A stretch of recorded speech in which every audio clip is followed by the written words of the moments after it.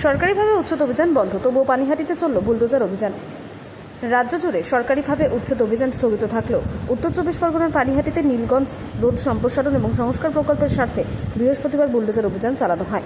জানা গেছে, বিগত সরকারের আমল থেকেই নীলগঞ্জ রোডের সংস্কার এবং সম্প্রসারণের কাজ শুরু হয়েছিল। সরকার পরিবর্তনের পরও প্রকল্পের কাজ অব্যাহত রয়েছে।